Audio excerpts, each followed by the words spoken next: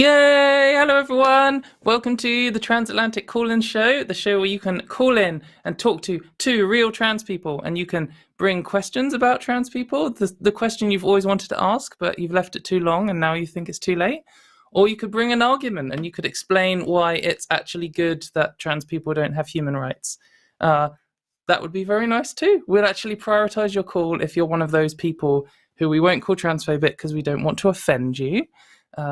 But anyway, this week you could talk to me, who is Katy Montgomerie, internet knobhead, or the amazing guest this week, which is Josie or Josie Caballero. How are you? I am one of those real trans people that you were talking about. not a robot. Apparently not a robot.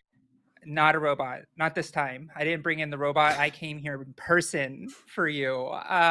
So I just kind of wanted to give myself a quick introduction of who I am. Please do. I am the director of the U.S. Transgender Survey and Special Projects for the National Center for Transgender Equality here in the United States. So that's what I do. I'm kind of like the data girl. I make sure that we collect data, get people's stories, so we can have a strong, accurate data set for the social outcomes for trans people who reside in the United States.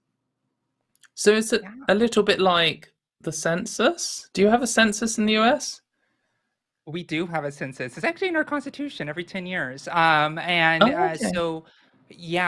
the census doesn't ask about gender identity. It's something that we're actually trying to actually get changed. And we actually asked it recently in our pulse survey, the survey that is basically like the survey that you do every year for the community of the United States. So we did ask gender identity and sexual orientation for that survey, and hopefully in the survey in 2030 we will start actually asking, so we can actually have a really strong representation of people who are trans in the United States.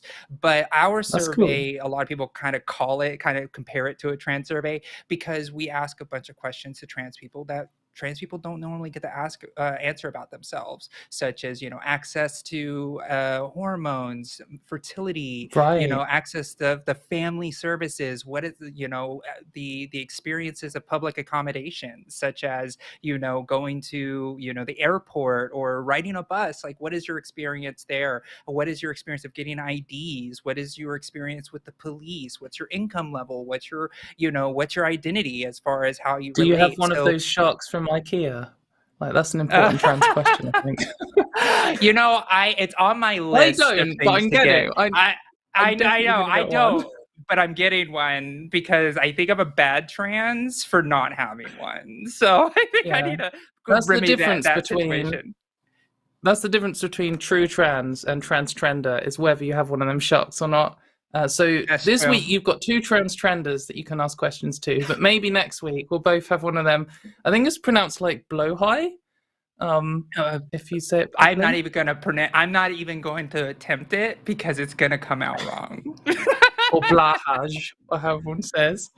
Anyway, before we go off and talking about IKEA sharks, this week we would like some callers, like we do every week. So if you would like to call, there is space on the lines. Please do call soon because the lines often fill up.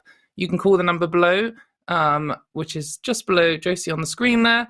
Or if you aren't in the US and you don't want to pay loads of money, you can click on the link in the description and call via the internet. And come and call in. We've got space. It will fill up, so please do call when you can. And maybe you can ask some data nerd questions about trans people to Josie while she's here. because it's very rare to find a trans woman who is a data nerd. So I even have my like results page like on the side and another monitor like ready for whenever I need to like pull out the data to like make sure that everything is cited well. Well, that's good. That means it's good to have data people, because often I feel like I memorize all of these different arguments and then can't just slam out whatever relevant paper or statistic is actually behind it. But so should be good. It's really interesting because when you talk about like learning the studies and like right now in the state of Florida you have the lawmakers actually using science to try to prove their point against trans people. However, they're like misciting everybody. Well, they're using real science, but they're actually misstating the results. That these scientists are actually coming out and saying, "Hey, that's not what we meant. That's not what we said." And so it's really interesting because one of the things that I've realized is if you have a solid grip of really well methodological studies, like studies that have good methodologies, that have good results and values and things of that nature, and actually good research backing it, you should know those studies. Well, the thing that I always get suspicious about is when somebody tries to debate me or has a conversation and just hand me a list of like 25 studies, and it's just like, why don't you just like tell me about them? Like, what is so great about this study? What is so great about this study? Right, exactly. Or they will be like, oh, this study here is like of 15 people. Like, why are you from like 1900 something? Like, what are you doing? Like, and it's really interesting how people like pick and choose data, but they try to pick like just like so much data. It's like, here's a small mountain of data. I can't be wrong, right? And it's like, well, you can also have good studies and that support your claims. The classic like internet argument Gish Gallop strategy. It's like, here I have 150 studies. You aren't going to read through all of them and tell me what's wrong with all of them, so I win. My favorite. I had this amazing counter once. I did a video about it a while ago. It was actually with a trans man who's one of the famous. It's not Buck Angel, it's the other one, who's campaigning against trans rights. And he was like, oh, I've got all of these studies which prove that autistic people are being tricked into transitioning. And I was like, okay, let's see them all. And he posted like 15 or something studies at me. And so I just went through them all. And he had just searched for the word trans and the word autistic on like Google Scholar and just sent me all the links. So some of them, like several of the studies, were about autistic children transitioning to adulthood, and that's what the study was about. It didn't mention trans people at all. Oh my gosh! It was just so funny to just be like, mate, this. I was just like, this study is nothing to do with trans people. This one's nothing to do with autistic people. This one's nothing to do with trans people. Like, and they were all just garbage, and yet had no data. So yeah, absolutely.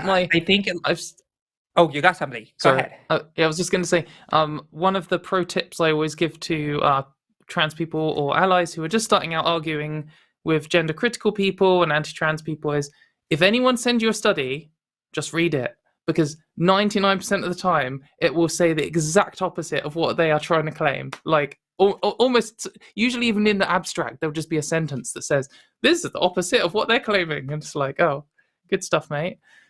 Well, yeah, I always say also look at the methodology, because the methodology is going to tell you like how many people took a study. So I also do Twitch streaming on the side as a hobby on Josie Rosie, but I actually went through. I know, right? Go follow. But we went through a Lisa Lippman study, which is like, she's absolutely transphobic, and she was trying to do this detransitioner study that was apparently peer reviewed, which was like unbelievable that it was, where it literally just got 100 people from like the internet generally across the United States. I mean, no, I'm not the United States, the globe.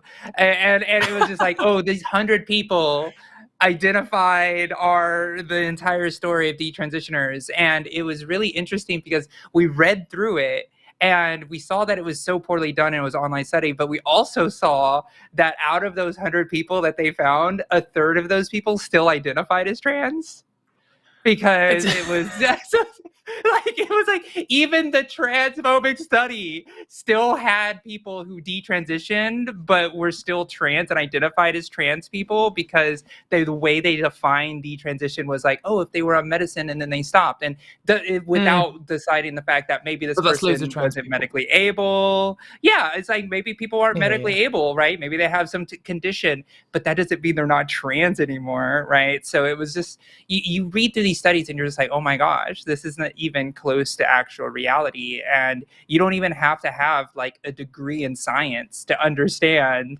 like, oh, this 100 people global online survey, like Survey Monkey, like, wait, are we supposed to take this as the gospel now? Lisa Littman is so embarrassing. Just before we go on to polls, I'm just going to deliver my favorite Lisa Littman thing, which is in her original study, which was the rapid onset gender dysphoria one, which didn't actually do anything on any real trans people or anything. In it, she had like her sources, and there was some Reddit forum posts. And the way that Reddit works, you can like sort by newest and sort by most high-rated comment and stuff. And when you do that, it puts it in the URL so that you can copy and paste it to someone else. And in her sources, she had Reddit sort by least liked or sort by most downvoted or something. And it was an example of like, oh, this is what is happening. You know, this is a common thing that happens on the internet and trans people. And the link she provided literally said most downvoted post of all time. It's like, well, it's not that common then, is it? It's like universally condemned by the trans community. It's just, she is incompetent, and it is amazing that someone like that can exist. Anyway, I could rant on this all day. Let's move on to the polls before we use up all the time and don't get any calls in or anything. So, for anyone who doesn't know, every week we like to ask a poll question so the audience can get involved and see what they're saying. And last week was about J.K. Rowling. So we asked, so there's actually a sport in Harry Potter called Quidditch where you fly around on broomsticks, and people play it in real life somehow. I think they like run around with a broom between their legs and throw balls at each other and stuff. I'm sure maybe it's really fun. But apparently it has a really big like queer following. And so they've actually changed the name of Quidditch in real life to Quadball, so that it's not related to J.K. Rowling. Also, apparently, so they don't have any licensing issues. But so we just asked what you thought. And as we can see here, the majority of the people don't care. Which... Don't care. Kind of my view. I don't know if did you hear about this, Josie? I did hear about this, and it's like, I could understand why they would do it just on the legal perspective. It's like, why are we going to give royalties to JK at this point? But like, it's like one of those things. It's like, we finally got her. We took Quidditch away. I just like, this is a fight we won. I didn't know this is a fight we needed to, though. Yeah, it's like, okay, cool. Like, you can have the $1 billion and we'll have Quidditch, but not called Quidditch. Part of me thinks like in the future, maybe this sport will survive. Lots of sports have kind of survived and evolved.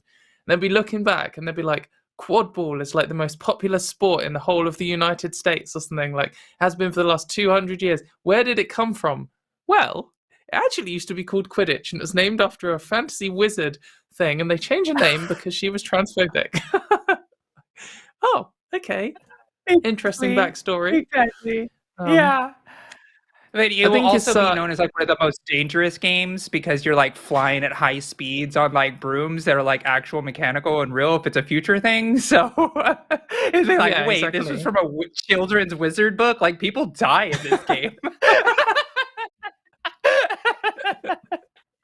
Yeah, like she was transphobic.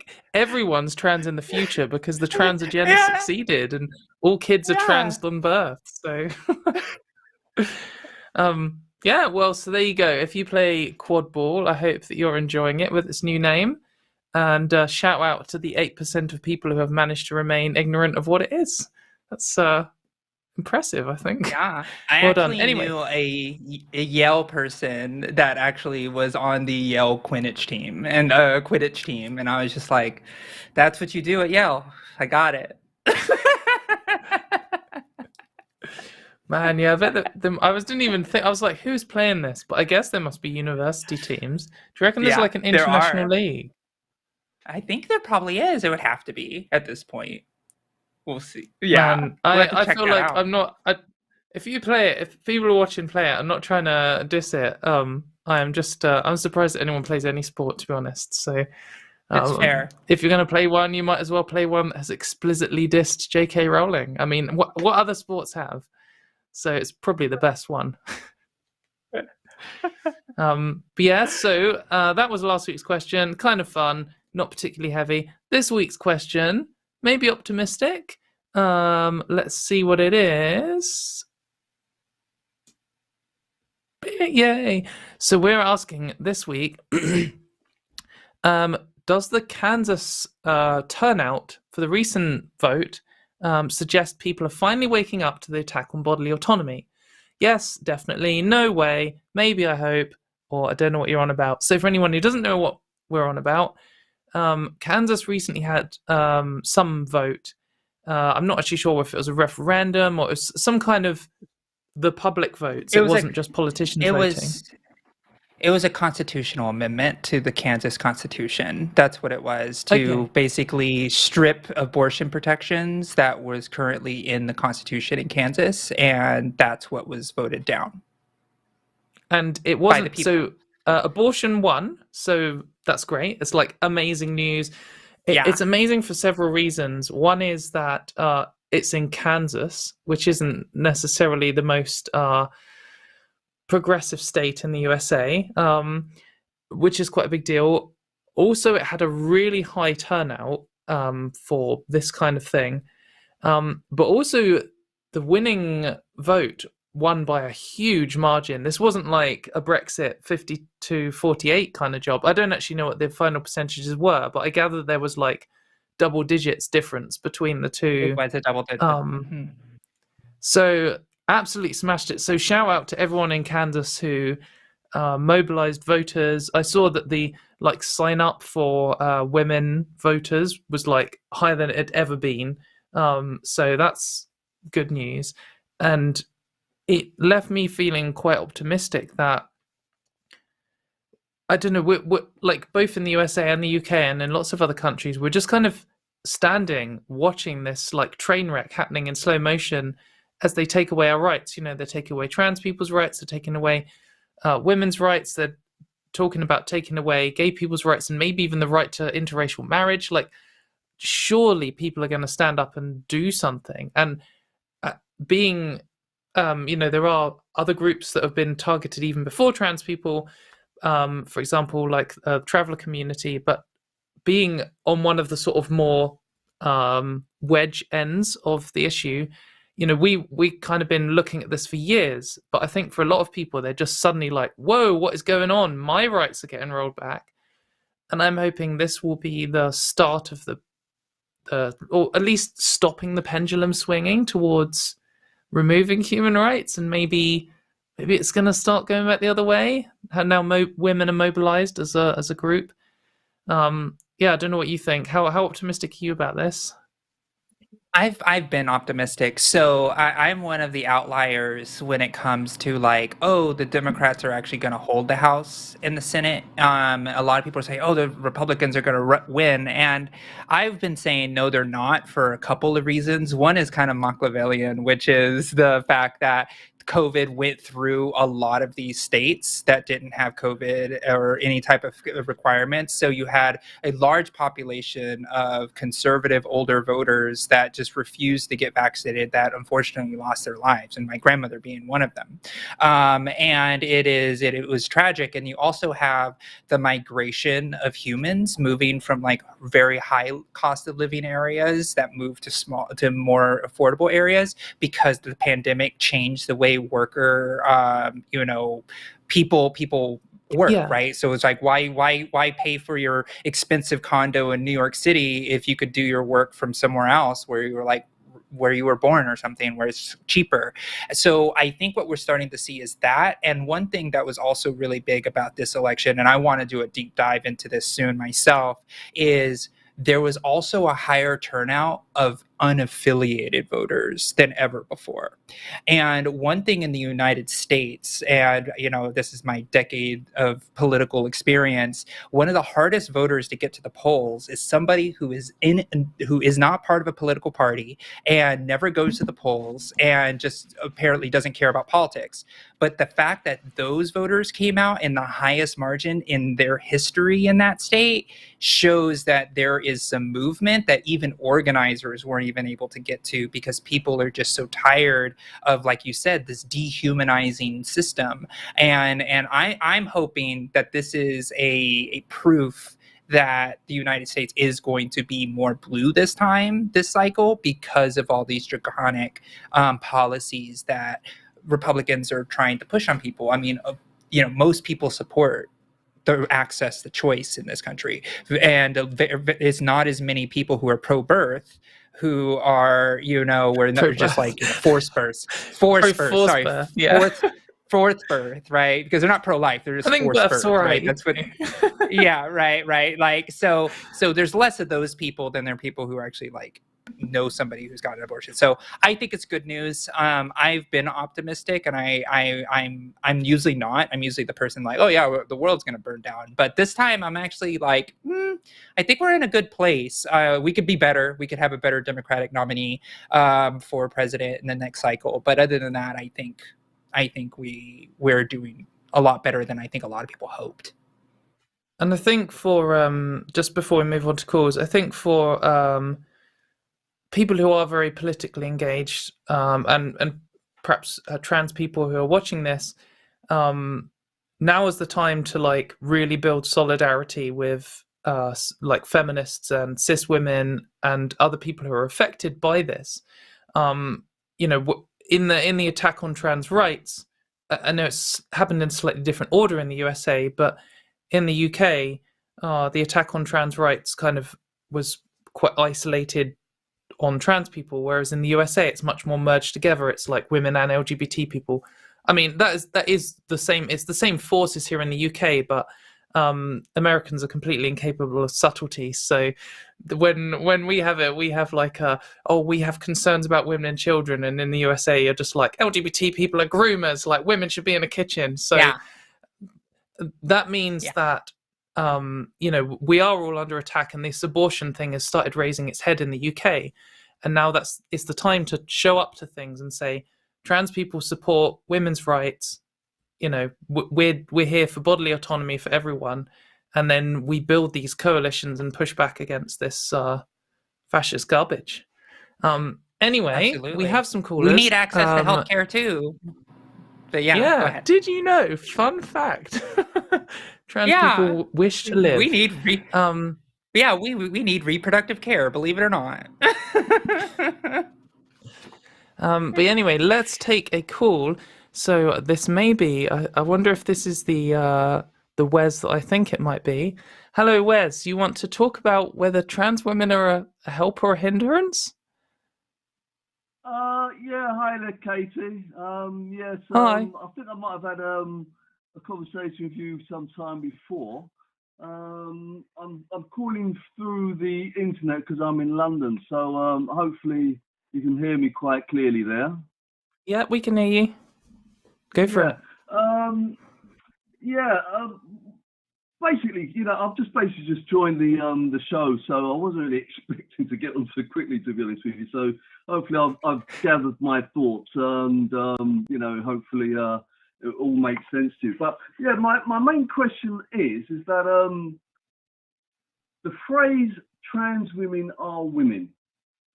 Now, let me just say this straight off. I'm not looking for a confrontation. I'm not disrespecting you or your fellow hosts or anything like this. I just want to know that if by having this phrase, this slogan, "trans women are women," is that not causing you more hindrance and more pushback than if you were to just simply say, "trans women are trans women"? That's my question. Right.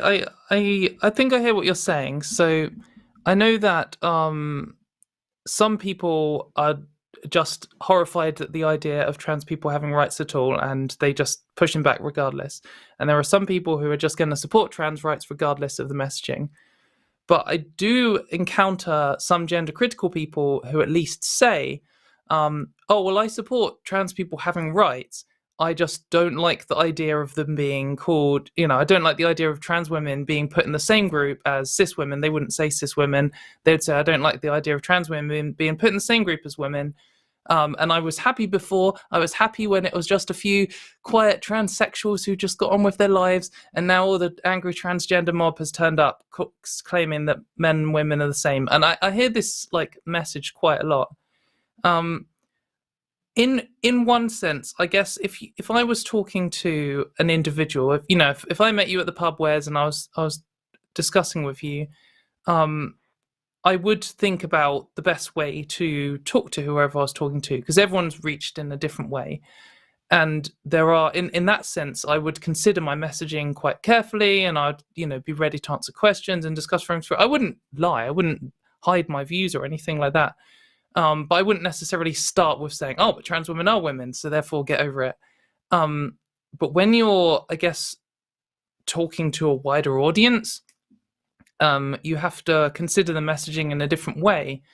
And I guess the group that we are trying to reach the most with trans rights are neutral people who don't know anything, who don't already have strong views. And we want to say, hey, by the way, did you know people like me and Josie, we experience misogyny in the world, and we have various states of legal protection for that already, and we'd just like to keep those rights and strengthen them so that we're the same as other women. And that's kind of the purpose of the phrase. But if you're talking to people who are already opposed to trans rights, and you say, or they may be not necessarily opposed to trans rights, but they're like, oh, well, I used to support my transsexual friend, but that messaging may not land with them as well. And there's one part of the argument which is so what? That's their problem. Why should you change what you're saying for someone who is opposed to your human rights? But then on the other hand, you have to be pragmatic and practical about it and say, well, we want to win over as many people as we can. So for that reason, to answer your question, I guess, before I hand it over to Josie, I will say that because I believe it's true if someone asks me, but it's not my leading cry. That isn't my, if I was invited to go on the mainstream radio tomorrow, I wouldn't open by saying trans women are women. I would open by saying, trans women experience misogynistic sexism, and we already have legal protections for misogynistic sexism. That is why we should keep those protections. They shouldn't be removed from the Equality Act. We need these to live. We experience, prejudice at work, etc., etc. I've experienced sexual assault myself, and that kind of thing. Because I think focusing on the actual real world issues and rights of people is more important than the slogan.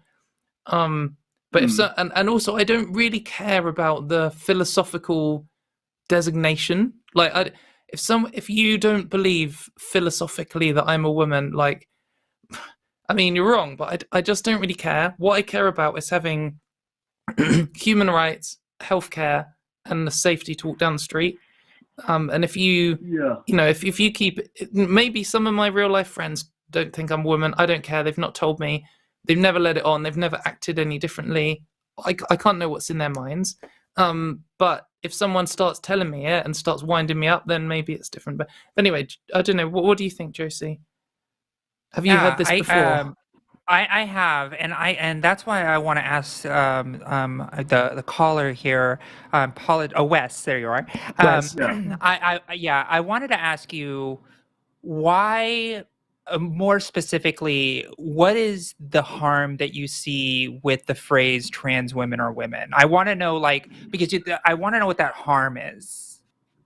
Yeah, it's just something I really thought about, and because what I find is that the argument is so polarized. Is that when that phrase is so aggressively pushed, particularly by organisations like Stonewall and Mermaids and so on and so forth in the UK, you know, those are the two main big trans organisations, is just that there's always a lot of pushback, because what happens then is that you get these stupid, you know, you tie yourself up in knots, like you get questions like, what is a woman? Can a woman have a penis? These kind of situations, and everything just gets sidetracked and just gets ridiculous. Now, how I would approach it, now, as I said, I've got no problem with trans people. I just find the aggressive pushing of this line, trans men or women, tying everything up in knots, because you then get to the situation, get people like Matt Walsh coming out with his documentary asking what is women. Yeah, of course. That's on the back of the phrase trans women and women. And then you get into you tie yourself up in knots with, you know, you've got your questions, you know, can a woman have a penis and so on and so forth. Then you get the situation. I hear you. I hear you. So I don't mean...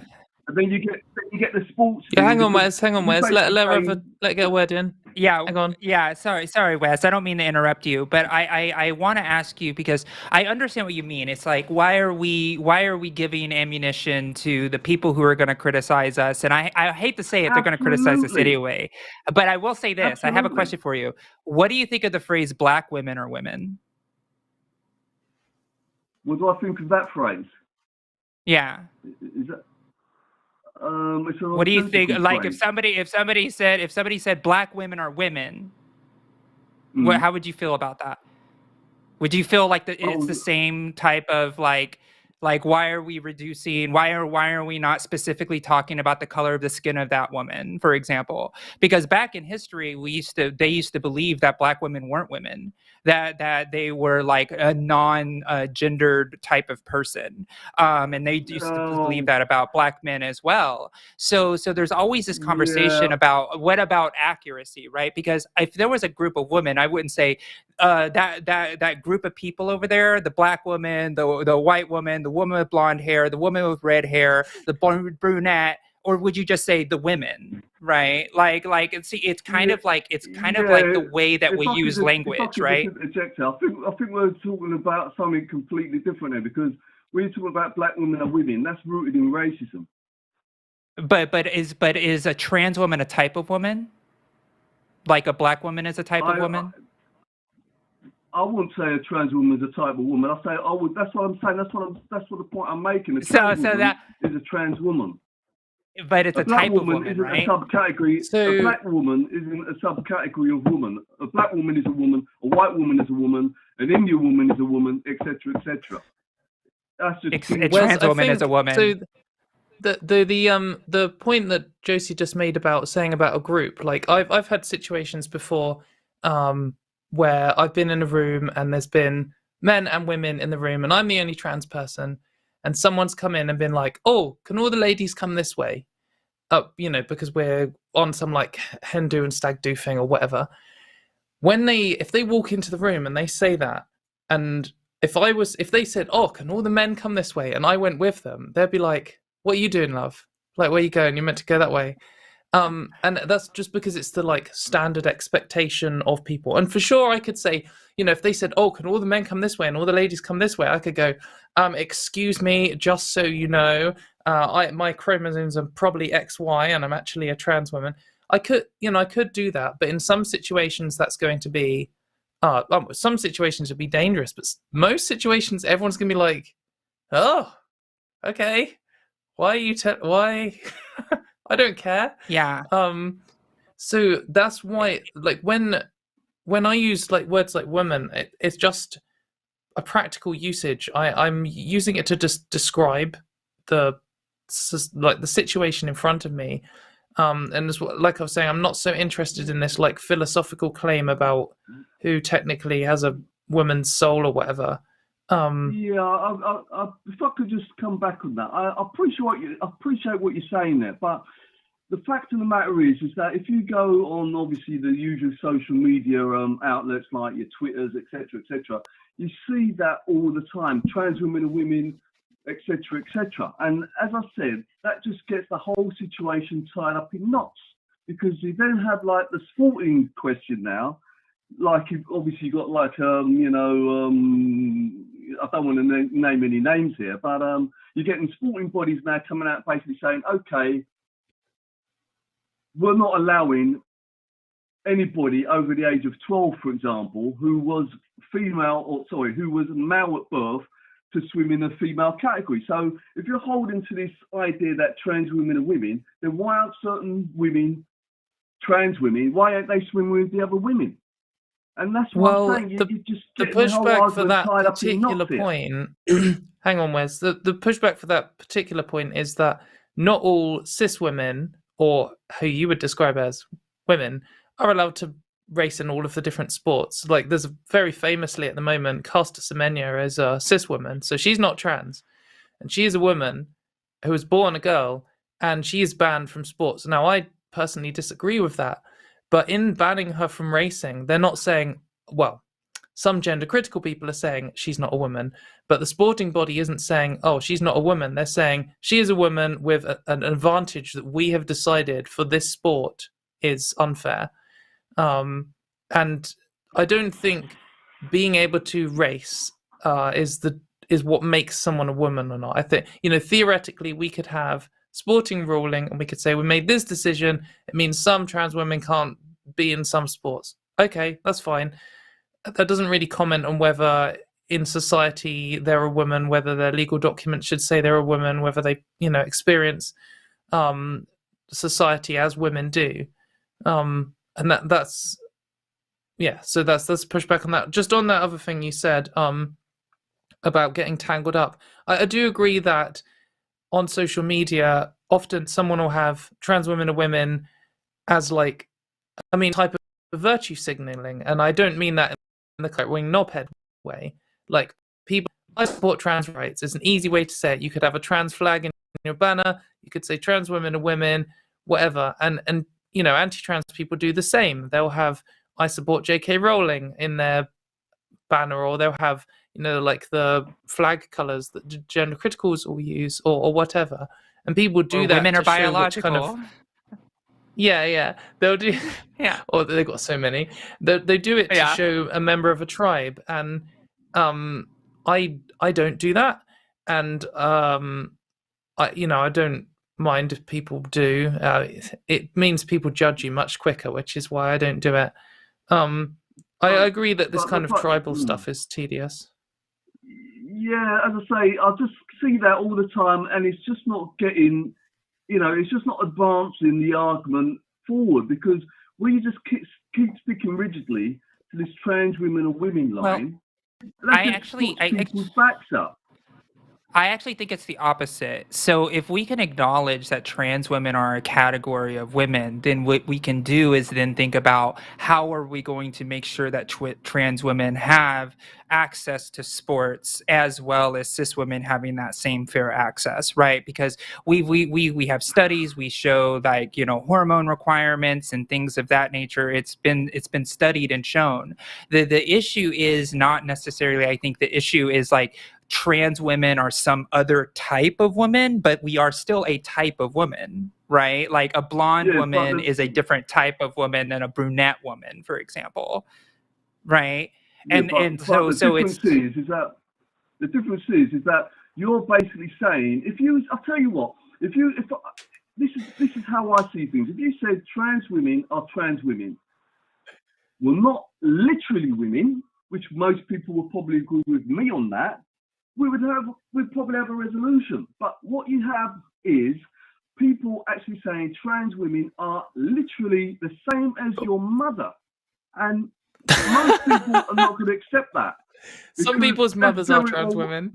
That's literally Orwellian. You're trying to get people to believe something which is patently absurd, in my opinion. So to Josie's question earlier, we can have this discussion about, I don't know if you understand what I mean by saying the philosophical argument, but if I just said trans women aren't women but they are trans women, or whatever you want to communicate, does that mean that I can still have all of the human rights I have today, still use women's spaces, still have access to healthcare, still have legal protections from misogynistic harassment? Or are you That's then the thing, using what that you as a waste. reason to take those things away?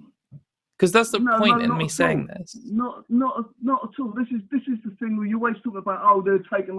How did you get these rights in the first place? Why were you given these rights in the first place? Because nobody, well, the right to use certain spaces and so forth. It's not like there was a campaign and people decided that, oh yeah, we will let you use those spaces. That was never an issue.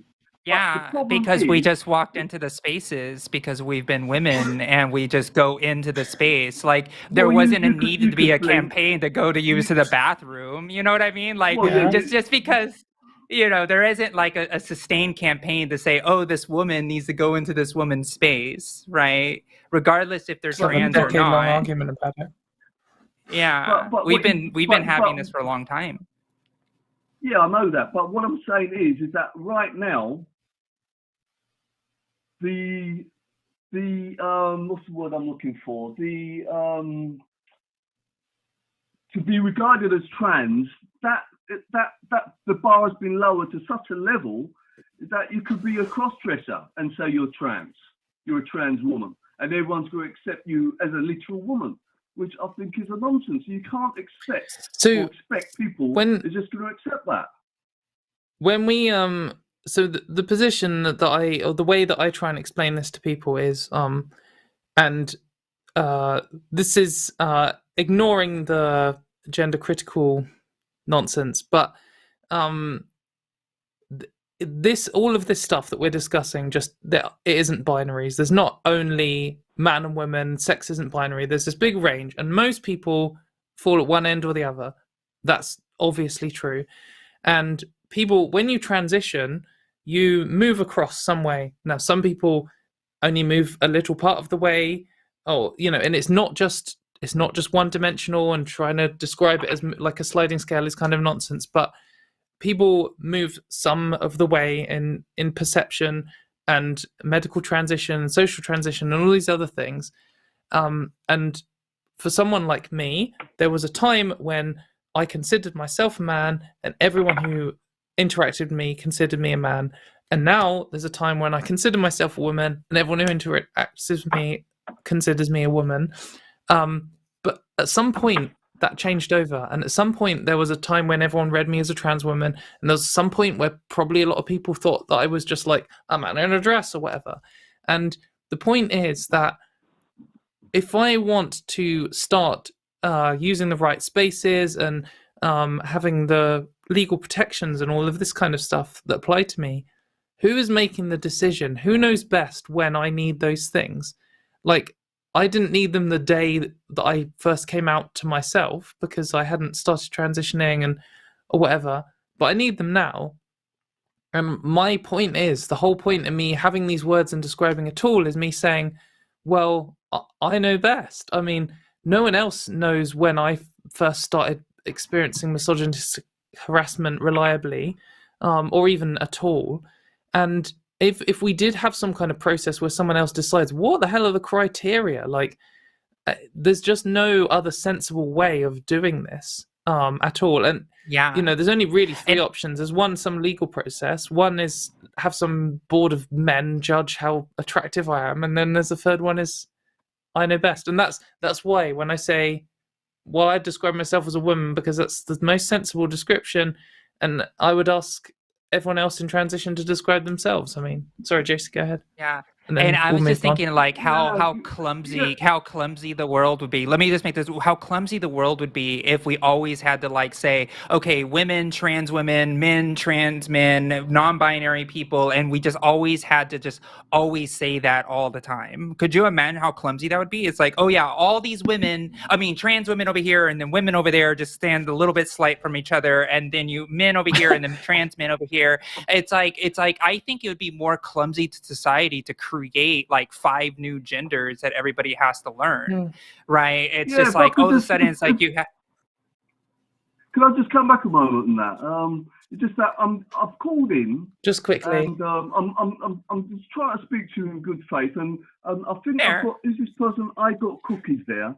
I'm just trying to as I say, I'm not calling in bad faith. I'm just asking reasonable questions about, why do you system on the slogan "Trans women are women," and I'm getting called a bigot by your moderator there. I got cookies. I think, how does that really help to try and engender any kind of dialogue, etc.? So, Wes, I mean, why am I getting called a bigot just for asking questions? I think it was quite reasonable. Okay, Wes, I'll just quickly address that. So I've heard from our team behind the scenes that they asked for your pronouns and you were like, why should I have to give that guess for my voice?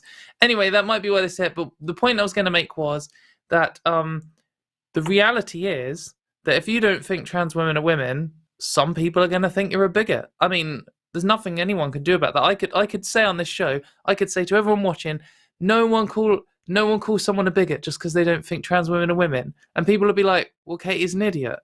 Like, they're not going to, I'm not some kind of cult leader. Yeah. The reality is kind of a bigoted thing to say. So, but I'm afraid, Wes, we're going to have to move on. I've just been so misrepresented here because I've never disputed your human rights or anything like this. All I've just said, my main point is that to try and advance the whole debate is that if you just stop insisting on being called women and being called literal women, which a lot of people online like to do, you probably find yourself getting a lot more progress and acceptance. It's just that this whole idea of being hooked up on this word women is just putting a lot of people's backs up, especially women, who feel as if their spaces have been colonized, the lounges have been colonized. Wow, Wes, you're going off now. I'm gonna move on, Wes. Call back next time with this other call because I think that we're running out of time for your caller. Thank you for your discussion. It was a good discussion. I do actually like Wes's accent. It's just one of those classic British accents that I don't think Americans hear enough of. I appreciated that. Just on Wes's last point now, just quickly. He said it maybe if we didn't, we'd get more acceptance. I've actually tried it in DMs with people. I've had long discussions with gender critical people and just been like, all right, you can say I'm not a woman, whatever, let's go. Doesn't make any difference. Really, and it doesn't. I have put some real time in. I actually think that cis peoples, whether they consider us women or not, whether they rationally think it or not, it doesn't matter. Whether they feel it is what makes a big difference about whether they consider us human or whether we should have rights or not. So that's why I always go into the category of women. What is the types of women? Because it's like, wait, like you're splitting hairs. I think like the idea that we're supposed to say, oh, trans women is like, it would be absurd if we asked the same thing in the same standard of somebody's race or somebody's hair color. Like, it's like my hair is purple, but is it really purple? I can guarantee you it's not. It's just wild. I had a gender critical person, I think today, saying that if you get tanned, then that's not your real skin color. I was like, well, what are you talking about? Like, people's skin actually changes color. Anyway, let's move on to the next caller. So, the next person we've got to talk to is Sophie from Germany. I hope I've said your name right. And you want to discuss cross-dressing? Yes, I hope you can hear me. Yes, we can hear you fine. I can hear you fine. Okay, so there is a bit of a delay, so just that we know it. I wanted to talk about cross-dressing. So I don't know how to start. A few years ago, I thought that I could have gender dysphoria, and I tried wearing some women's clothes to see how it feels, and then I talked to my psychiatrist and stuff. We are pretty sure that I'm not trans, and now lately I was thinking about cross-dressing again because I really like the variety of outfits women can have. Like when you go and look what they all can wear basically, and as a man it's like a t-shirt and jeans, Yeah, totally. No, thank you for sharing that. So are you saying that you want, or do you do it like openly, or do you feel like it's only like sometime during the night that you'll do it, or is it something that you would want to do all the time, or is it just the expression that you love? The thing is that I don't do it right now. I'm thinking about it, and I'm not sure how I feel about it. So for example, I tried out painting my nails, and I like that. And yeah, I do too. Yeah, it feels strange. Like I grew up in Germany, obviously, and it's not normal here. It's not that that people say you shouldn't do it, but it's just not a thing that happens usually. And so it felt weird to try it out. But then when I met other people, they didn't mention it. So I thought, yeah, it's probably okay to do it. Yeah, def. I think lots of it well, I mean, the whole idea of cross-dressing can only really exist because society has arbitrarily decided that this is for men and this is for women, and there's no real reason. Like if you sort of rationally approach this, and I mean, it sounds like you've come to terms with it just being fine, which is great. But to rationally approach this, like, well, why shouldn't you paint your nails? Why shouldn't you wear a nice dress or whatever piece of clothing you like the look of? Because I mean, so what? Like, nothing's for men or for women. Anyone can wear anything. But then obviously you are up against possible social stigma, and that is kind of, I guess, the more difficult part to like deal with that. There was a few options. One is to just do it on your own, which I don't know. Like if you're trying to express yourself, if you're thinking, oh, there's this great outfit option I want to wear and I can't show anyone it, then that it feels kind of trapping, I guess. And then the next option is being around supportive friends or finding a support group or something like that where you can, which is can be really good, and it's a good way of starting with any kind of change in expression, whether you're coming out as trans or whether you just want to change what clothes you wear or whatever. To find other people who get it makes a big difference. I'm sure there are people who I know that there's a difference when it comes to like cross-dressing. I know that there can be a very sort of sex-orientated side to it, and there can be a very just like non-sex orientated, this is just what I want to wear kind of side. And it would be good to find people who have the same mindset, whatever your mindset on it is. But that can help. And also just having friends. Like, I know that my experience isn't quite the same as your experience, so I'm trying to like liken it as much to my own experience as I can. But when I was coming out as trans, I just told a few of my friends, and then around them I could relax and be myself and not worry about anything and just express myself however I wanted. And that made such a big difference, firstly in my confidence to telling other people, and then coming out just in general to society, but also in my own expression and like learning what was good and what was bad and what I liked and this kind of stuff. So I guess my advice would be, if you're not totally confident about doing whatever you want in public, start with friends and family and move up. But also you can just boss it. Like if you wear something confidently enough, people just kind of leave you to it. And if you just like, I'm wearing this now, what of it? Like deal with it. It's just a really nice dress. Then what are people going to do? Make a comment. You just be like, well, what's wrong with you? And then yes. But yeah, and Yeah, Sophie, so, I will say, go ahead. Okay, sorry. I want to say that I'm not sure. I'm not sure how I feel about it, and I'm not sure if I feel like sometimes when I think about it, I feel uncomfortable.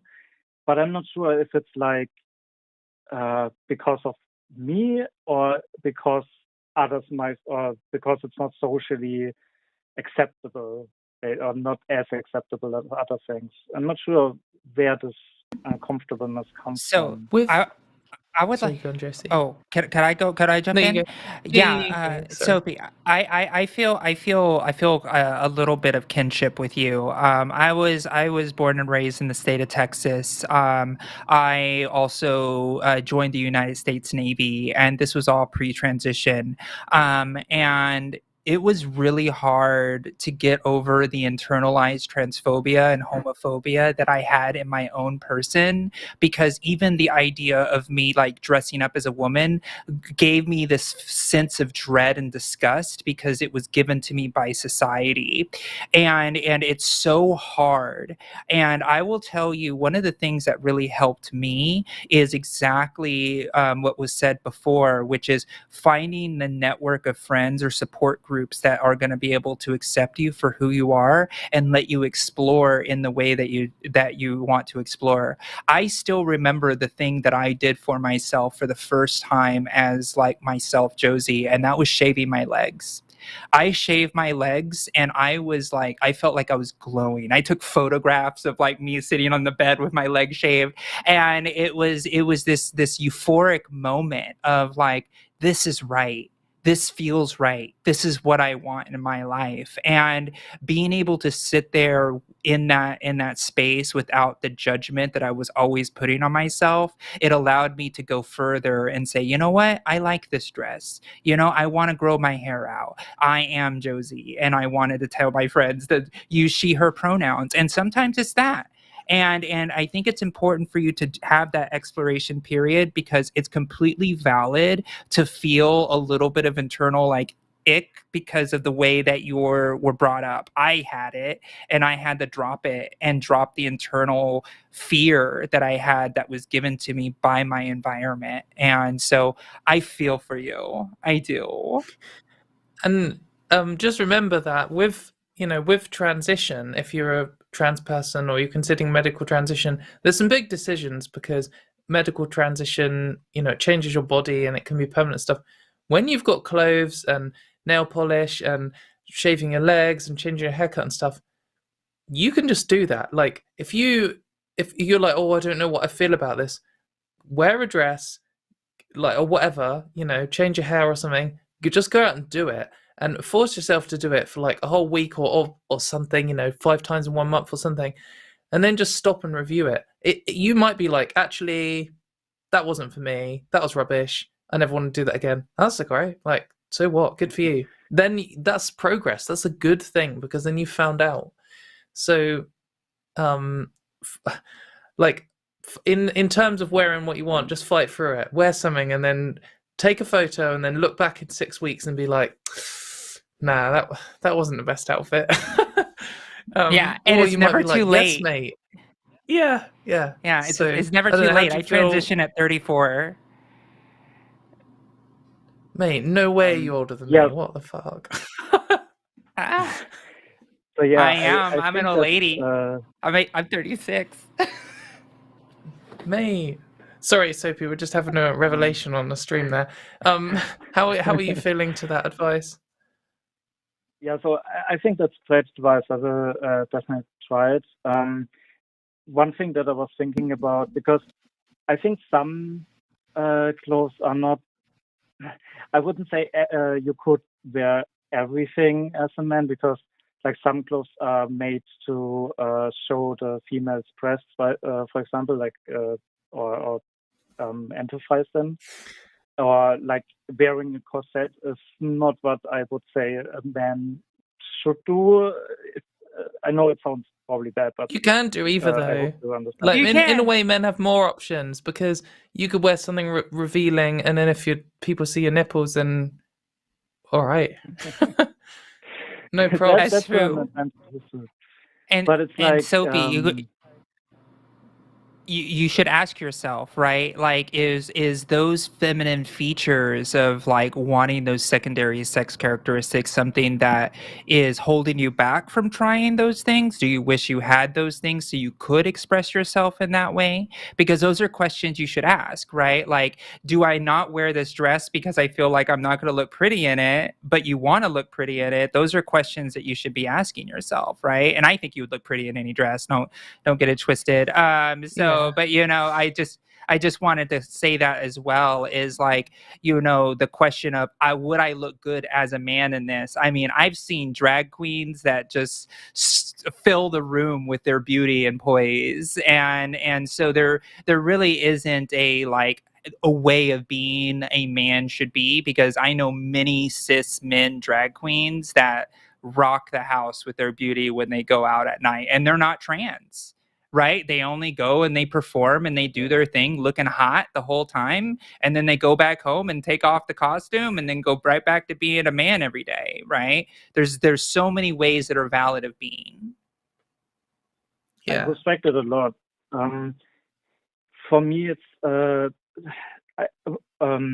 now I have the issue that I'm overweight and I feel not comfortable with this, and I want to lose weight, and I would be happy with just like, I don't know, a average body, just no particular muscles, just thin and looking like a man, I would say. And then I wouldn't want to wear clothes that would look better on someone who has, breasts. And so I was thinking about trying to make outfits that are inspired by female clothes and still look. Definitely do that. That'd be amazing. Like do it. Yeah. That's like there's probably even a market for it. Like once you've perfected them on yourself, which is really fun, by the way. I love making clothes. I've kind of started getting back into it. But yeah, then there must be loads of guys who are like, you know what? I want to wear this dress. I'm not a trans woman. I just don't want it to. It's not going to work because I don't have boobs. And then you can be like, mate, buy my dress. Yeah. It's perfectly for men, and everyone will be like, whoa, it's amazing. And you'll be in London Fashion Week, and it'll be great. Yeah. But I think we're probably going to have to move on now, Sophie. I hope that's that's helped you. We've got a couple more callers I'm going to try and fit in. So thank you very much for calling. Talk to you again. Thank you. You're awesome. So we've got a couple more calls still on the list. We've also, hopefully we're going to fit in super chats, and we also wanted to try and finish on time today. We'll see. If you have a super chat and it's $5 more, we'll read it out at the end. Potentially if Josie has to disappear, it will just be me, and also then if Jimmy has to disappear behind the scenes, then I will just have to speed wrap them out. We'll see. I think we'll probably get them all in. So super chat away. We'd love to hear from you. But anyway, let's move straight on to the next caller, who is going to be Bob in, I think, Arizona. I really should learn all of the different state abbreviations. And you want to talk about pronouns. Are you there, Bob? You might be on mute. Yeah, I'm sorry about that. Oh, okay. That's all right. Hi, Bob. Hi, how's it going? Good, thanks. How can we help you? We want to talk about pronouns. Yeah, so I have a friend who is in a relationship with a trans person, and I decided to deepen my understanding because I'm not super familiar with a lot of, or very much of anything trans related.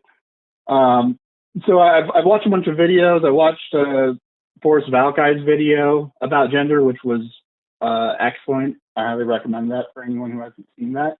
That gave me a lot of understanding of a lot of different things. And I also checked out several episodes of your show, which definitely enlightened me to a lot of different things. However, I noticed on your show seems to primarily deal with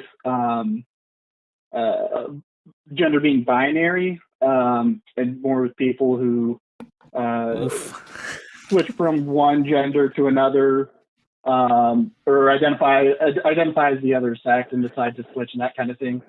But eventually I found out that my friend's significant other prefers to go by the pronouns they, them, and it seems to be more of a they just don't identify as either gender. So anyway, I guess I do my best to try and, accommodate anyone and accept people for who they are and not judge them. But I've noticed that it can be a bit confusing in conversation to use a plural noun for a singular person.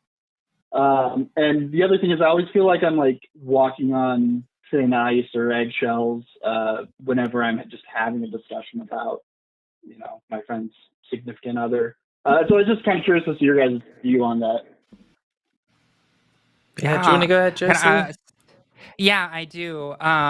So first, the feeling that you're kind of like hesitant is actually a good feeling. Like you're actually compassionate, right? You're a compassionate person and you want to respect humans, and you want to refer to them as the people that they say they are. One thing I want to say is demystify it, right? Like talk to this person who goes by they, them and say, hey, look, I'm doing my best to learn how to use this pronoun properly, and I've been raised in a way that was harder for me. So give me patience, but you have to try, right? That's not a cop out of like, I'm just going to mess up, right? You have to be like, oh, I said the wrong pronoun. Just say I meant they, move on, right? And I will say one thing about the use of they, them in a plural way when you're talking about singular. We do it all the time, right? So if I say someone left their backpack here, I hope this gets back to them. It's just a one backpack, right? Like we use that in everyday sentence and structure. It's just that because we use it maybe differently in the he and the she pronouns and then putting in the they pronoun, but it is part of our grammatical language to do it. And I give you permission, right? And I'm sure they will too, that you will make mistakes. I had a friend who's now a trans man, but before he switched to being trans man, he went by they, them pronouns. And I knew him for like 7 years pre-transition. And it was hard. Even I was an out trans woman and I was still messing it up. And I felt awful. And one of the best pieces of advice from him was, hey, it's okay. Like, I know you're trying. I know you're my friend and you're not doing this to harass me or be malicious. So just talk to the person and say that you're trying and be honest. And I think it will just start happening naturally.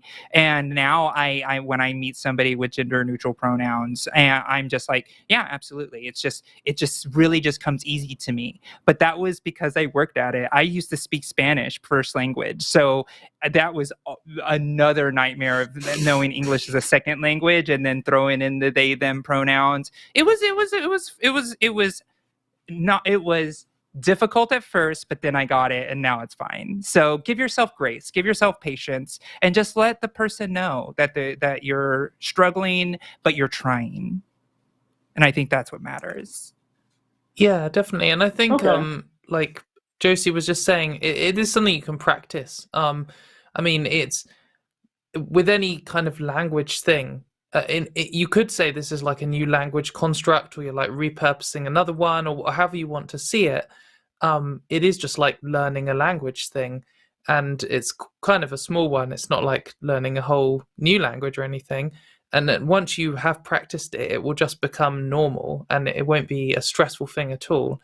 And something that I know Arden, who's the other like classic host on the show, often says is a good way to do it is to either practice with your partner or practice on yourself and just be like, oh, the other day I went to my friend's house and like his partner was there and they were great and they were wearing this and then they said this and they said, I think this because I'm non-binary or whatever, and I thought their story was great. And just going through practicing that can help you be used to that kind of structure. And I'm not saying like every time you meet a trans person you've got hundreds of hours of homework or anything like ridiculous like that, but you know, just a little bit of practicing now can open the floor for you, you know, not slipping up for non-binary people that you meet in the future. It is quite easy once you're past it. That's my experience of it. It's like I actually grew up with singular they them all the time for people I didn't know. Like someone would be like, oh, I've got 2 kids, and be like, or I've got 1 kid, and I'd be like, oh, you know, how old are they? And it was just kind of normal in the part of British English that I grew up in. But then when I learned about non-binary people, suddenly it was hard again. Even though I was already used to singular they, it was weirdly difficult for non-binary people. And then I was just like, right, I'm not going to mess this up, because I did mess it up on air, and it was proper cringe. Yeah. And I was like, right, I'm not going to fucking do that again. So I just practiced a bit, and now hopefully I will never do it again. But, you know, misgendering sometimes happens. And when it does, if you're chill about it and move on, don't cause a scene, and do better next time, then it's all cool, in my experience. Yeah. Okay. I guess I did have like another kind of angle to this. I guess like one thing is, like, I know that I feel like there's a lot of people who probably, like, I guess I'll just cut to the chase. Like so I guess the topic was brought up to my dad, and he's very, you know, he's very much like me, and like we're just kind of happy to say or do whatever makes whatever someone wants, if they prefer, you know, whatever. But I mean, I do really see the anxiety of him, even like just like making mistakes, and like he's afraid that he might make a mistake and get called out on it.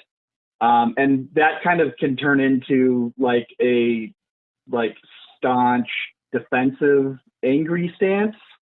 So I guess what I'm trying to say is because of that, it can kind of add some confusion. And I think that's a lot of like the core of a lot of trans issues, is just a confusion and a lack of understanding about how things work. And that can very quickly turn into anger and, you know, much, much worse. I guess I'm just kind of wondering, is that like kind of like demanding, or not necessarily demanding, but saying, oh, we should go with this instead of, you know, a slightly different type of compromise? Do you think that that's like the best way to go about this, or? I don't, you know, I don't think anyone should have to like compromise on their pronouns. But I do think that, you know, if so, I understand. I think there's this kind of idea maybe, in society, or in the media at least, that if you get something wrong, then a trans person's going to blow up and call you a transphobe, then you get fired from work or something. In reality, it's like totally the other end of the scale, and people are used to it.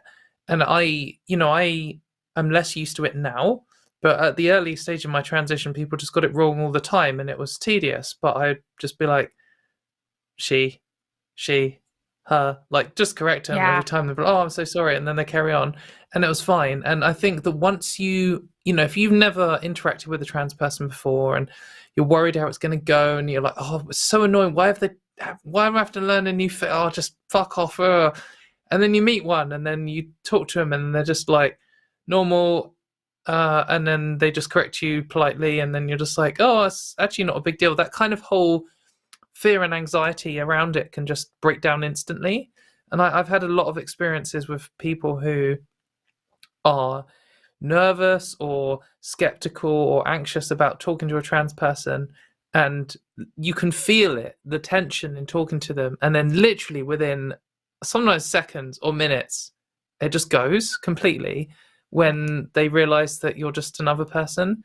So I guess, I mean, I don't know what your relationship with your dad to your friend's partner, but, you know, even if they just were around each other one time, you had a barbecue or something, it might totally break all that down.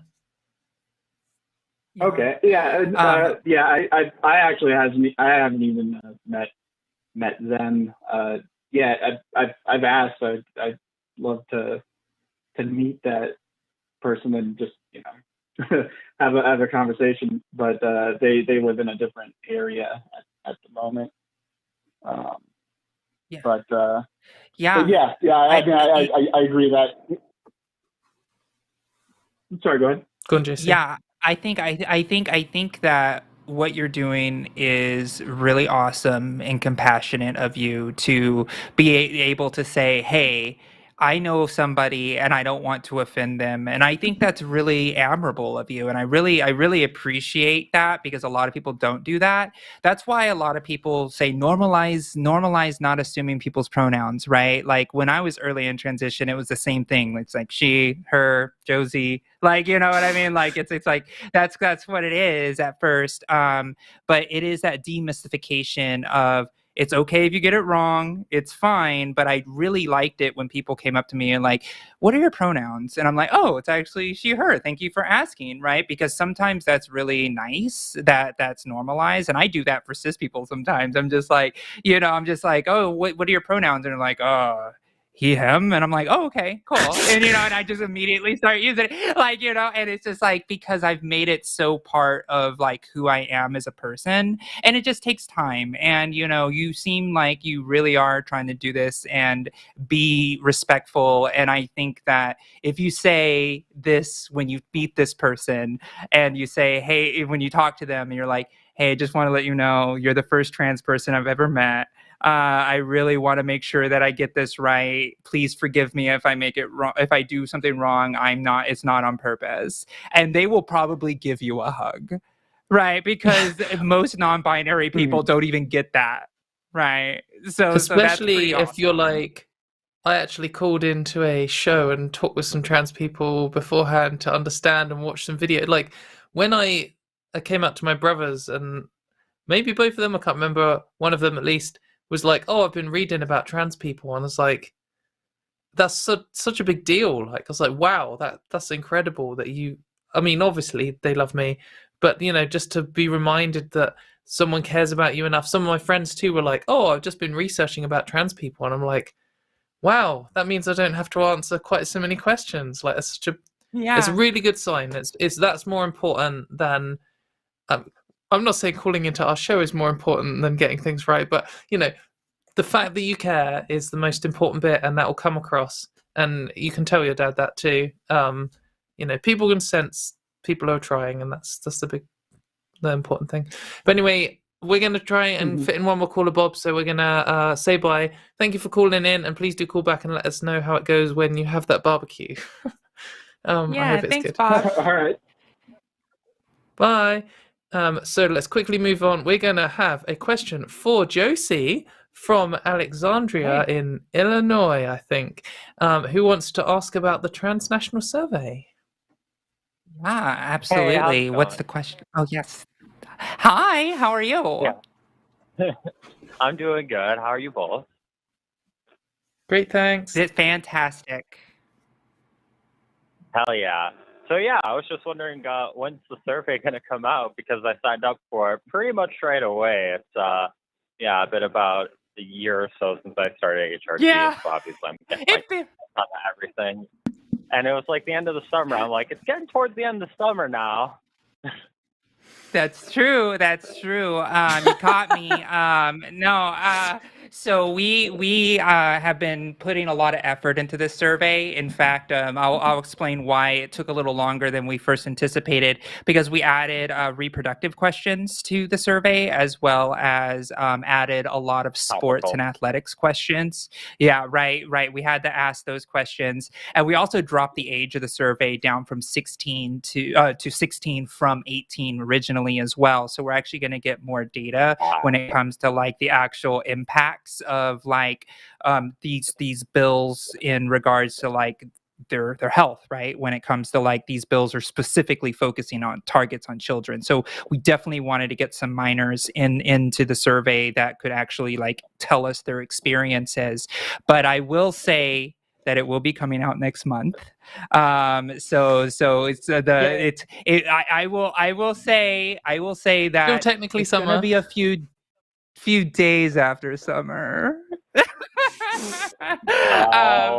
So that's I know.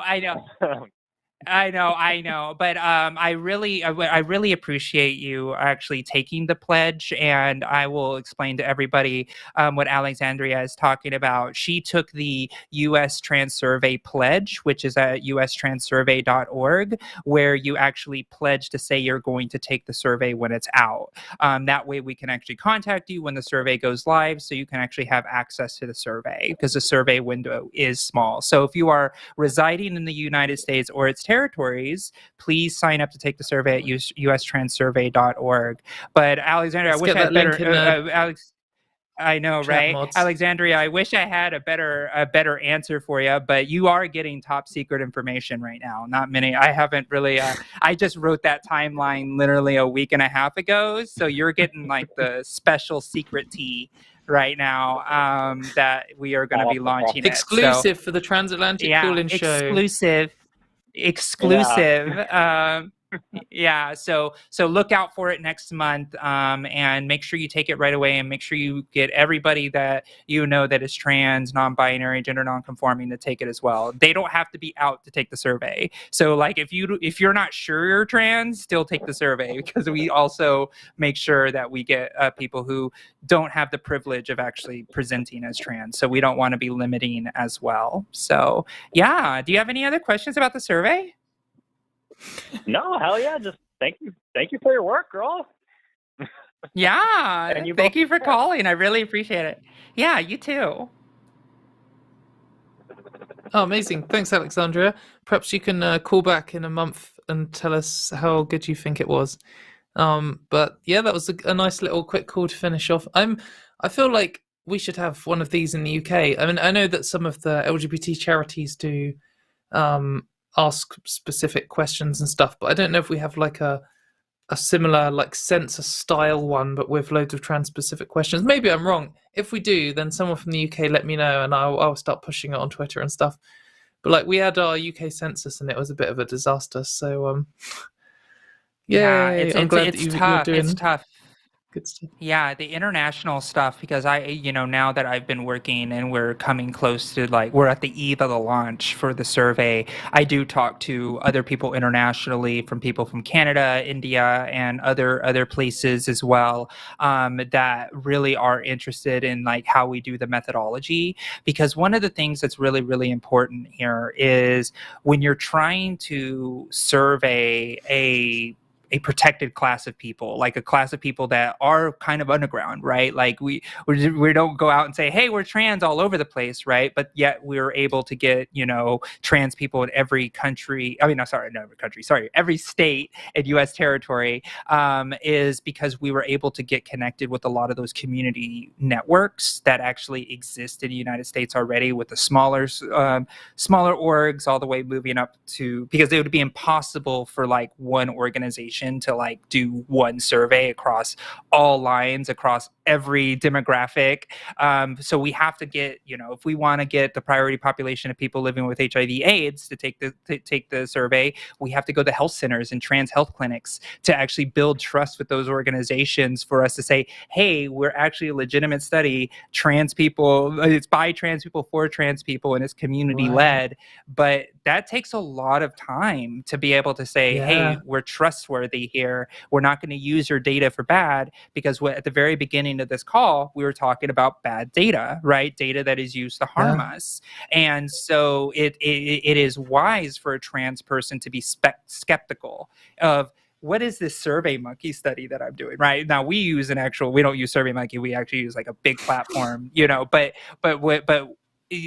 understanding that's the links that we go to actually connect with trans people, regardless of age, race, ethnicity, class, access to internet. Like, we are doing our best to do it. And we've already had about 30,000 people sign up to pledge, which is actually 2,000 more than people who took the survey back in 2015.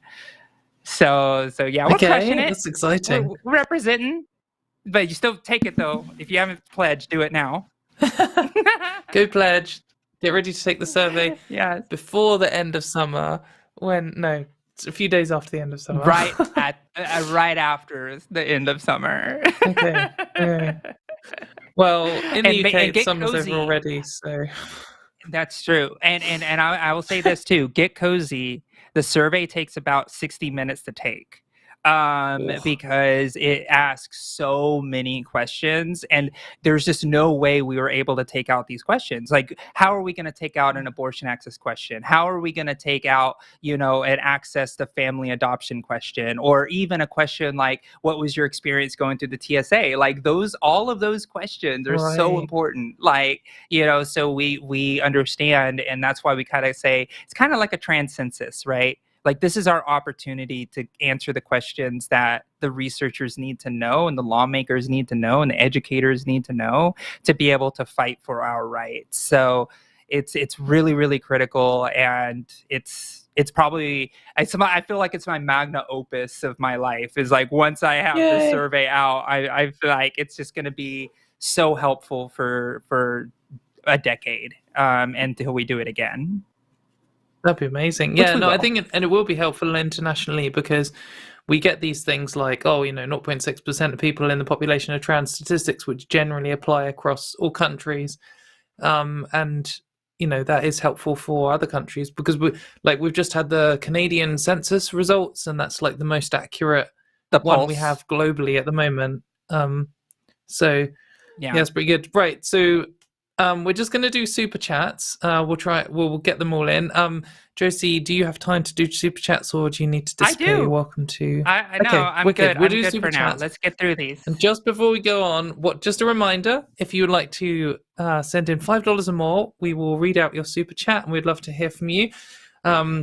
Josie might not know, but we usually try and have a competition between who can get the most hashtag Team Katy and the most hashtag Team Josies.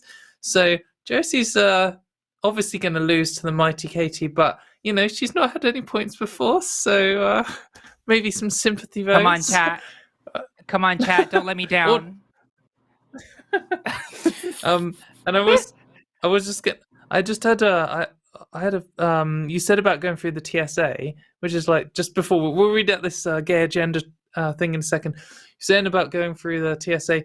The other day, since surgery, it's less stressful, for sure, going through these things. And the ones in Europe aren't nearly as brutal as the ones in the USA.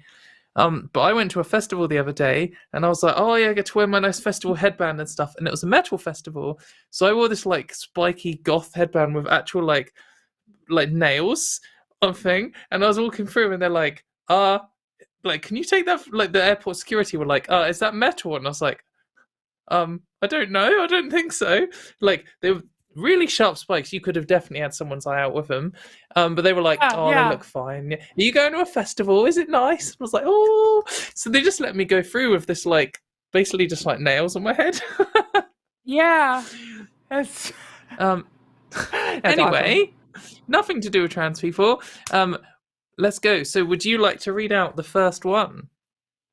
Yes, $10 from the Gay Agenda. Hello, all of you lovely guys, gals, and non-binary pals. Hi, how are you? Yeah. I like your TM at the end as well. The Gay Agenda TM. Oh yes, the TM. I hope you have actually TM. £5. Oh, so this is a regular. Sean likes to donate some maths, and I enjoy the maths. So £5 from Sean Isherwood, saying, for positive integers A, B, C, and D, if AB equals CD, then A plus B plus C plus D is composite, i.e. not prime. I think I've seen this before. Does this have a name? Okay. Yeah, that is interesting. Yeah. Fun fact, I used to be a reactor operator for the Navy for 6 years. Amazing. I know, just a random fact. Josie fact.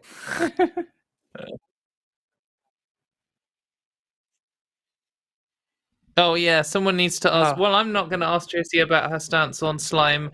If someone wants to super chat it, then they are opening that can of slime. We'll see. Next super chat. Everyone knows what slime is, Jimmy. Shut up. Oh goodness. Okay, $20 from Jason Jones for the Shire. And where does all the time travel surprise drop bear get to go? Love the shows. Hello, host peoples. Hello. Thank you, Jason Does the Jones. time travel surprise drop bear? I think we talked about this on a previous show, didn't we? Anyway, for the Shire, I assume you mean Hampshire, where I am from, rather than the Hobbit Shire. Who knows? Thank you, Jason.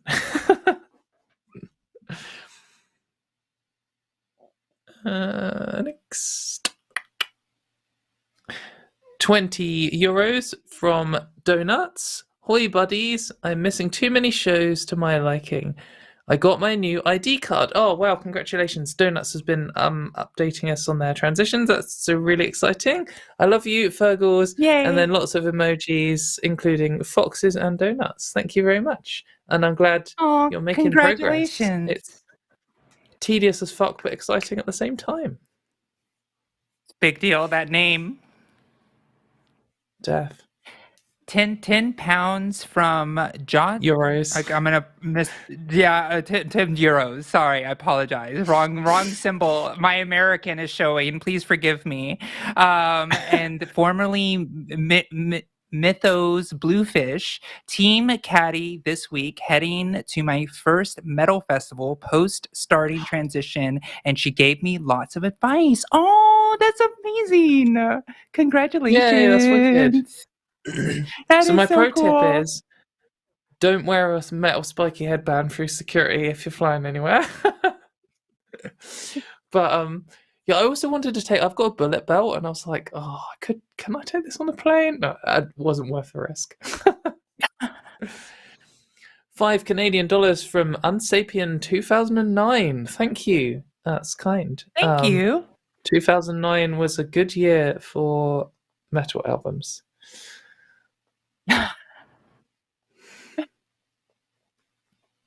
Oh, by the way, we got a Team Katy on that last one. Team Katy me up. Oh, Team Katy. Oh man, where's the Team Josies? Come on, Team Josie. The slacking. Where's your team? Slacking. Yeah, I know. Where's my team? Sorry, $10 Canadian from Unosapien 2009. Canada was the first country, I think, to ask in the 2021 census about transgender. Of 305 million people aged 15 plus, 10,815 identify as trans, an average age of 39. That's 1 in 300. Thank you for that, and I appreciate that. That's awesome. I'm glad that Canada is doing that. We're following their lead on that one for sure. Yeah, there was some good and interesting statistics from that. I did go through all of the numbers. I remember someone I woke up in the morning and one of my top mentions was some snide gender critical person from the UK being like, oh yeah, well if being trans isn't a social contagion, how come there are no old non-binary people? And then I checked in my DMs and someone was like, oh, the Canadian census results are out, and I clicked on it and it was like, there's like 100 non-binary people over the age of 65 in Nova Scotia or something, and I was like, well, there you go. Yeah. Just linked the top DM to the top mention. Got up and had breakfast. It was good. Yeah. Next. $5 from, oh no, I'm sorry, Alyssa, I'm going to get it wrong. $5 from Alyssa Nguyen. When? The game is Quidditch in the same way so-called hoverboards actually hover. Okay, yeah. Team things should do what their name says. Go Navy. Team feline. Team blue hair. I feel like that's probably a point for you. Though, is your hair blue? And I'm pretty sure purple? Mine's purple. Mine's purple. Team. You know what though? You can call it whatever you want if you give me that hashtag Team Josie. And I think it's Alyssa Win. By the way, Win. I think that's how you pronounce that name. She actually told me how to pronounce it, and I practiced, and I've forgotten. Oh, okay. I'm sorry. Well, thank you. This is why I don't get a hashtag Team Katy. I got a Team Josie though. Let's do it. $10 from Heartless Tin Man 69. Hello, Katy. Hello, Josie. Good show today. Can you please compliment Mr. Snow till he blushes? Thanks. I think we already did I'll before blush. the I'll make show. him. I think I'll do it. It's like I've been a fan of Mr. Snow for a long time. I've watched him before, and I was like fangirling over him, and I'm sure he's blushing right now. So, yeah.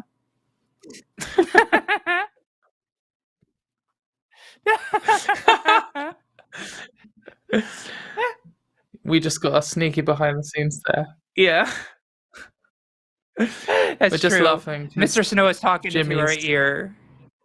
We're getting a little. He's just said, "Assassinate the president." And we're like, "Haha, yeah, definitely." Haha, yeah. Yeah. That was a joke, It's a FBI. joke. Sorry. We're getting a message Yeah. from Jimmy saying he's not going to do it today. It's a joke. He's That's not a gonna joke do too. it. It's a joke. Quick, move That's on a before I joke. make any more bad jokes. I know. I think it's your turn now. Yes, I haven't seen the new thingy yet. Jimmy's blushing too much and he can't switch it over. There we go. 20 euros from Donuts. Do you have any tips on preventing ingrowing hairs? I shaved my body all the way back in April. I'm still dealing with wounds, oh gosh, from ingrowing hairs. I don't know what to do about it, but I don't want to be hairy. So it depends. Different parts of your body react differently to this. I'm actually very fortunate that I don't get many ingrowing hairs anywhere, and I know some people really do.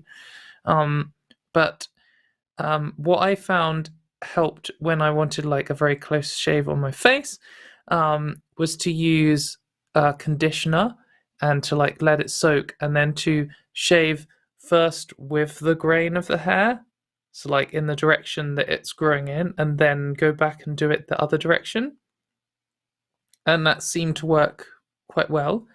Another option for like if you're doing your legs, you can't do this on your face, is you can use like an epilator or you can wax, which are considerably more painful than shaving, but lasts longer and reduces the amount of ingrowing hairs, as far as I know. So that's all I can really offer. Yeah. The other thing is, over time, estrogen makes your hairs finer, and you'll be less likely to get them. Yeah, that's what I was gonna say. It's like it can be a little bit helpful when you're on estrogen for a while. But before I was like really a long time, what I would do is I would just soak in the bathtub and just let my legs sit in the warm water for like 5 minutes or more. I don't know, whatever you're comfortable. And then make sure that your skin is really clean too. So like exfoliate if you want, especially in the areas where you tend to get more ingrown hairs. And that will be very helpful as well. At least it was for me, because I was pretty hairy before, like pre-transition. Now not so much, because estrogen like reduces that a little bit. For me, it was for my legs.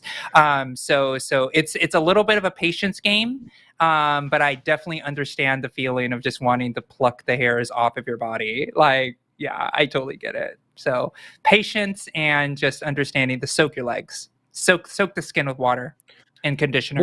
Warm water, warm stuff beforehand, and then cold afterwards can help your pores close back up. Mm-hmm. Mm-hmm. Good luck. Yeah. I think that's you, right? Or is it me? Okay, sorry. So $5 from Alyssa Win.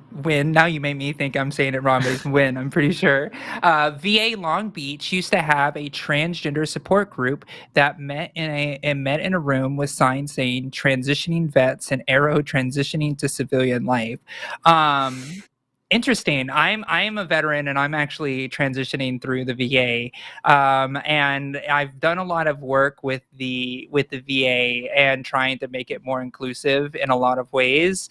But yeah, that's pretty interesting. There's this like transitioning vets with an arrow, transitioning to civilian life. It's pretty funny that now we're starting to get keyed into those words and starting to see that in like their old signage. Is pretty funny. Awesome. Thank you for sharing. I'm also a board member for TAVA, which is the Transgender American Veterans Association. Mate, you're in like all the things. I know, I do things. I touch too much grass. It's my problem. A thing doer. I Disgusting know. real life thing doer. Yeah, I know. I'm touching too much grass. Next. $9.99 from Ramona. $9.99 from Ramona. Wore a dress to work for the first time on Monday. Oh, that's exciting. Yay! And now I've worn a dress every day this week. Oh, mate, smashed it. First week. That's mega. Also, That's Josie, your dress is awesome. gorgeous. Hashtag Team Josie. Hashtag I'm sorry, Katie, but look at the dress. Just so That's you right. know, I have a nice dress on too. It's like a that's a cute it's dress kinda too. see-through. But it's a long yeah. maxi dress. Careful, puppy. Showing off No, her that's all good. dresses. Josie can have the second point. Put I'm not another jealous point. at all. Put a point on the board. Put a point on the board. Thank you, Ramona. And congratulations on the new dresses. Yeah.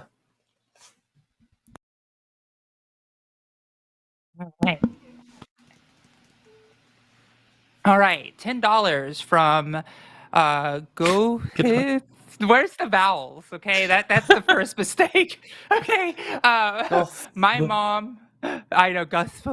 My mom is refusing to use my chosen name and pronouns because she does not believe in transgender. I'm trying to keep her in my life, but is there any advice I can offer? Thanks, Esther. First, thank you for sharing that. I'm sorry that that's happening. I always say the first thing is, are you safe? If you were to tell this person that you're trans, will you still have a place to go, right? Like that's the number one thing. So if you're still living with your parents, then it could be a little bit more tricky. And if you're an adult, like you could basically have to do what I had to do, and just kind of like tell your parents and have to kind of like let them know what you feel and how you feel. And sometimes, just sometimes, you have to wait a little. And you have to have patience. It took my mom about a year and a half. It took my sister about a year before they were really starting to like want me back in their life in a really significant way, including respecting my name, my pronouns, and who I am as a person. Now that relationship is wonderful. It's just like it was before. But at one point, it wasn't great. And it was really hard on everybody involved because it was just like this ideology of like, this isn't real, kind of clouded my mother's love for me a little bit, right? And that was really hard, and it's not easy. But my number one advice is if you're trying to keep her in your life, just be patient. Time does change sometimes, and you just have to just keep on pushing at it and saying, hey, this is what I want. But if you are still living at home and they're like, I'm not going to do this or I'm going to kick you out, make sure you're safe. That's always where I make sure you are a safe place. Safe first, yes. Go ahead. I totally agree. I'd just add that I think it was maybe 3 or 4 Christmases before things were back to normal in my house, and it can take a long time. If you're still like early days, in the first few years, and I know that might sound a bit depressing, things can improve, and they can improve in like big steps where nothing seems like it's improved for a while, and then all of a sudden like it jumps up and they have a kind of a breakthrough. If you get to the point where it's been years and years, like at the start you can just be like, please, this is what I want to be known as, and then just let them have their own space, and then you can start saying, please, can you do this? This is what all my friends do, you're stressing me out. You can get to a point where you're several years in and just be like, look, this is my line in the sand. I want to be in your life. You're making this choice. You have to show me respect as a person, or it's your decision and I'm not going to want to talk to you, am I? So, but yeah, anyway, this is a good call. So call in if you want to discuss it more. Yeah. Can't remember who read that last one now. It was you. I think it's you. Okay. Yeah. Okay, £10 for Missy Prime. Similarity should never be a requirement for compassion. That's from my namesake in the 90s sci-fi show Babylon 5. I watched like the first 3 seasons of Babylon 5.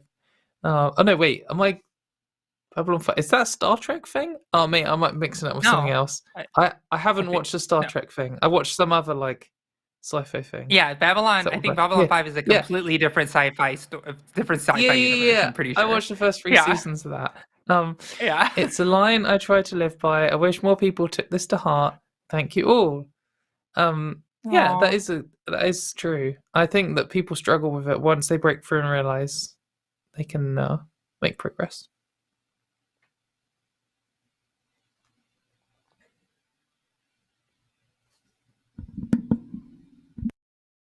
Okay. So SEK 6. What's Swedish SEK? krona. Swedish Okay, krona. so thank you. See, I think. I'm learning here. Another point for Josie learning. Team Josie. Swedish 69 Swedish Corona. Nice. From Robin Telstig. My little contribution to the show. You're great. Oh, thanks. I think you're great Thanks, too. Robin. I like your cat. Yeah, it's a cute kitty.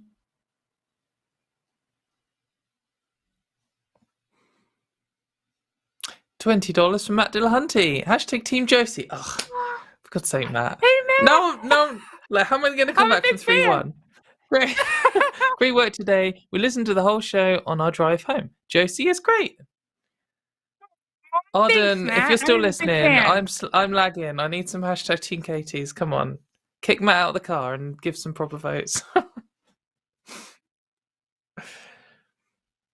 Okay, is that a pound? That's a pound one, right?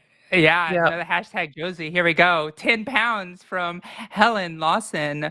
Wontons, Chinese Wontons. dumplings. Wontons, thank you. Wow, thank you. Wonton, Chinese dumplings are the food source or just a photo opportunity with some great emojis. And the most important, hashtag Josie. Thank you, Helen. That shouldn't really count. I'm only if this was Arden, I wouldn't let her have a hashtag Arden because there's no team. But I'll let you off on this one occasion. But That's so right. anyone who's following me on Twitter might have known that this week I have got addicted to making and eating wontons. I don't know what quite has happened, but I've now had them 4 nights in a row. I kind of want to eat more now. They're just really good. I wonder if the brand of like really good. wonton. Yeah, I wonder if the like brand of wonton wrapper I bought has got like cocaine in it or something. So just want some more wontons. I think they're just delicious. Pretty. They are pretty, yeah, they're pretty and delicious. pretty baller. Yeah. Thanks, Helen, for your vote. Thank you. Ugh. All right, it's you. Another $5 from Alyssa. Hot rock, make steam, make turbine go roundy roundy. Hashtag team reactor controls div. Hashtag MPTU class 0005. Is that This the is so knowledge great. thing? Yeah. This is the insider thing. Alyssa, you're a nuke. That's so awesome. I can't remember what was my power school class. All I know is that I think it's 006. I think that was 1 year before you. So or after you. I can't remember. I'm pretty sure it's 6. That's so cool. Small world. We went to power school together in Charleston, but we at different times. That's so cool. Oh, Small amazing. world. That's cool. I love it. I bet this is one of those things where it's like it turns out that 20% of all the people who've ever done that job are trans women. Well, one of my shipmates that I worked with actually came out to me as a trans woman, so it could be true. I actually know 2 nukes that were besides myself that are actually trans women right now. So it's like 3 of us on one ship and one tour right there. So tell you something right there. So it's actually part of the trans agenda to make sure that all of the like world's destroying weaponry is actually run by trans women, and if it ever comes to it, then we can take over the world. So, and that one isn't a joke, FBI. That's true. Okay, so 5 pounds from Spinner. Always admired your voice. Hashtag Team Katie. How does one go about voice femme as a Brit without acquiring an American accent, since most stuff seems that way? Right. Yeah, I don't know. I kind of felt in a way that it might even be easier to have your voice pass if you do have an American accent in Britain, because it's kind of has that more bouncy sort of like California girl, oh my god, Guilty. like that kind of thing can make it, can make it seem like more feminine sounding, I guess.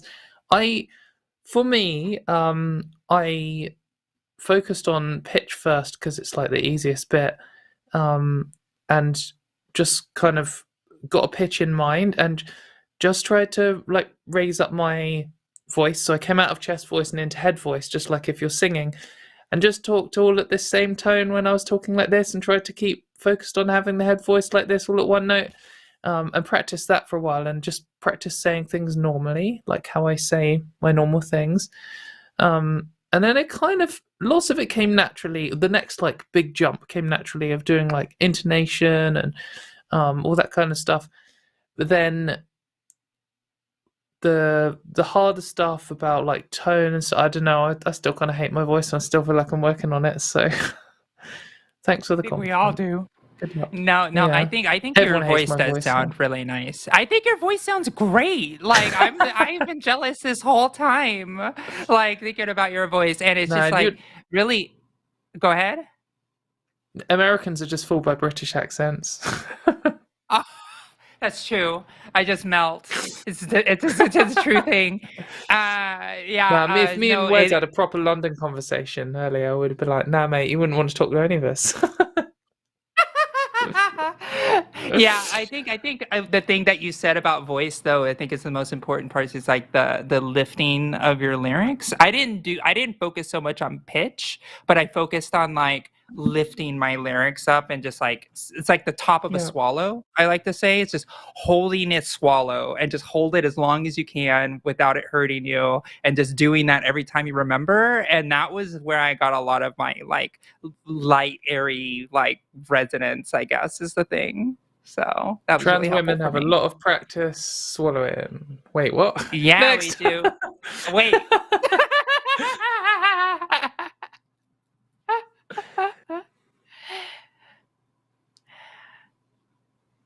The next super chat. Boop. Just waiting. £5 from Missy right. Crime. Hashtag Team Katy. Yes, we're pulling it back, team. Come on. Last minute back. around the home street. Sorry, Josie, you're both equally lovely. I just can't bring myself to vote against a local accent. Fair. Yeah. So Fair. Optimus Prime is actually, and I guess Missy is maybe Optimus Prime's daughter. It's from south of England. So I love it. He actually migrated to Cybertron later in life. Nice. A lot of transitioning robots. All right. Oh. Yeah. So 69 Swedish Corona. Got it. From Robin Telsig again. Team Josie. Hell yeah. Because I'd like to hear to come back again. Oh, thank you. You'd like me to come back? Well, she's not invited if she wins. If she wins, she's not invited. So no, that means I take over the show. If you want her back, you've got to do hashtag Team Katie's. That's the only way.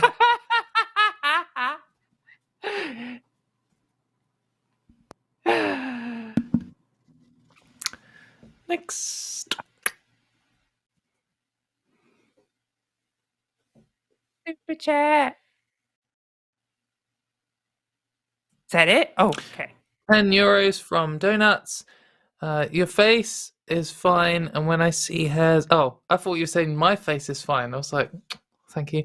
Yes, face is fine, and when I see the hairs are getting thinner from HRT, I'm going for permanent removal. But like, leggies is really bad with ingrowing hairs, but thanks for the tips. I'll look into those. Yeah, give it a go.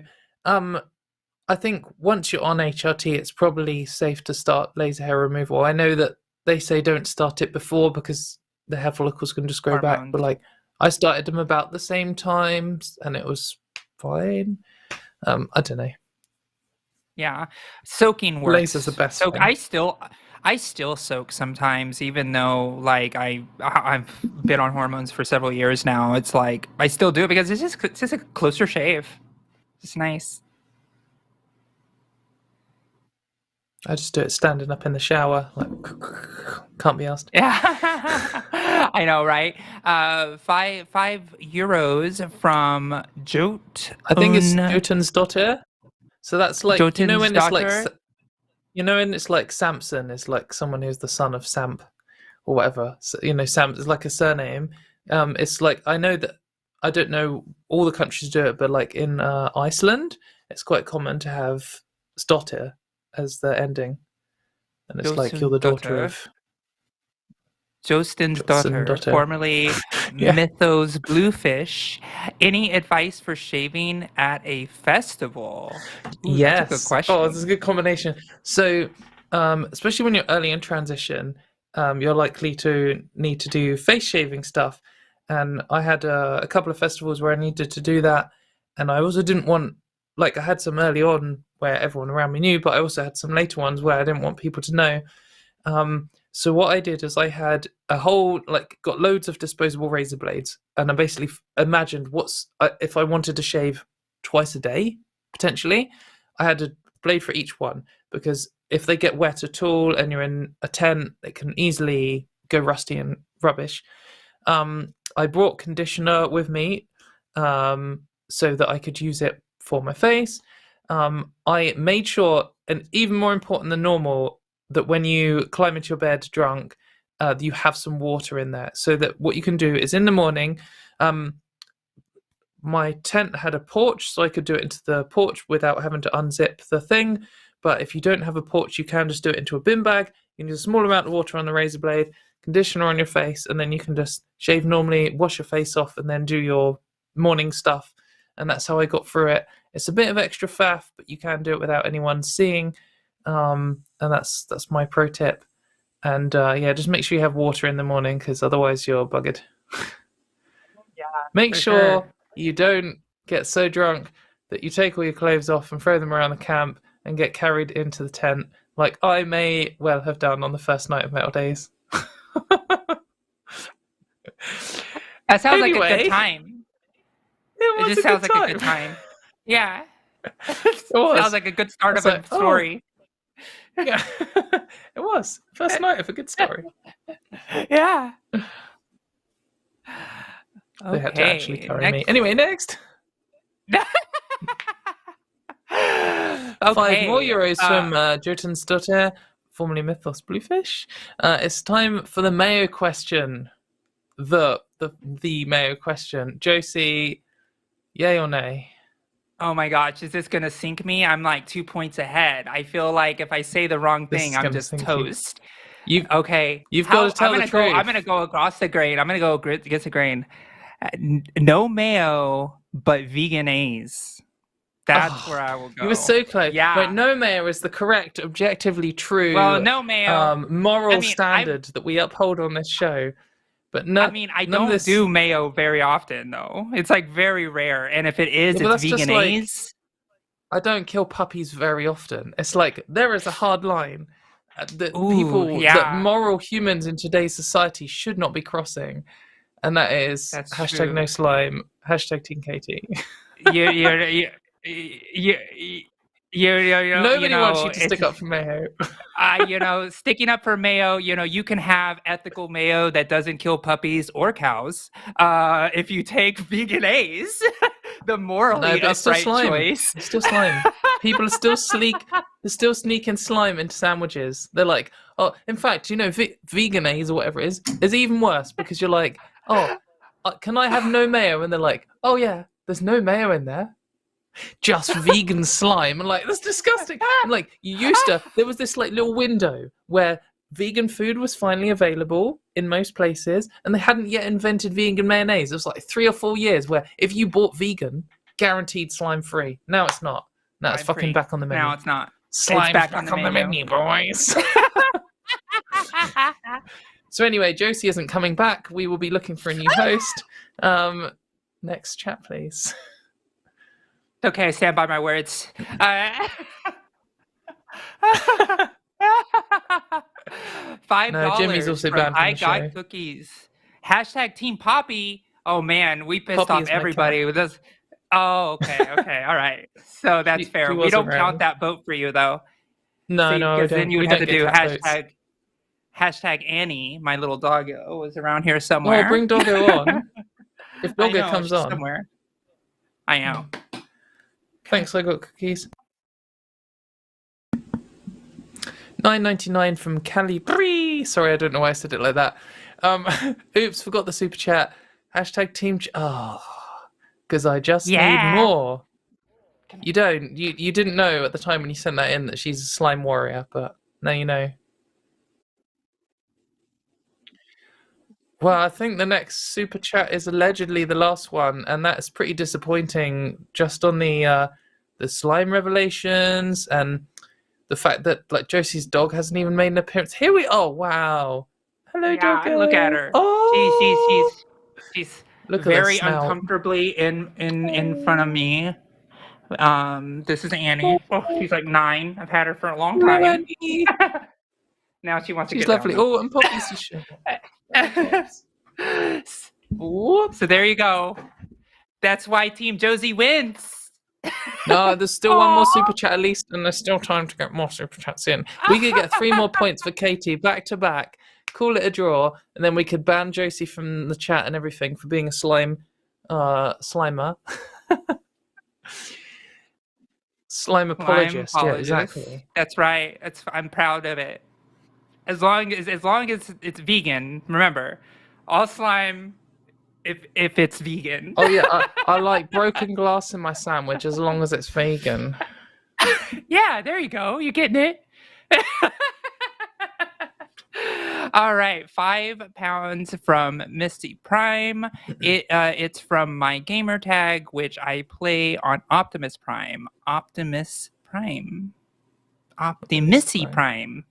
That's what it is. Oh, mega. Thank you, Missy. Gamer tag. So now we're about to get 3 hashtag Team Katys in a row. No, it didn't Don't happen. count on it. It looks like I've taken over the show. That's the rule, right? The winner ban takes everyone the in show. the chat and then ban yourselves. Disgrace. Anyway, thank you very much, everyone, for watching the show. I hope you enjoyed our obviously vote rigging guest who cheated. What's going on here? It's just the results. It's just the truth. You can't hide it. Fuck off, okay? Jimmy. I'll tell them that you're going to kill the president again. Oh no! That's a joke. Thank you, everybody. everyone. The show is over. Come back next week where it'll be Arden and a special guest, and it should be exciting. We're having more fun guests on rotating now, so and also it'll be a more sensible time. Bye. Bye. I can't wait to come back as the host.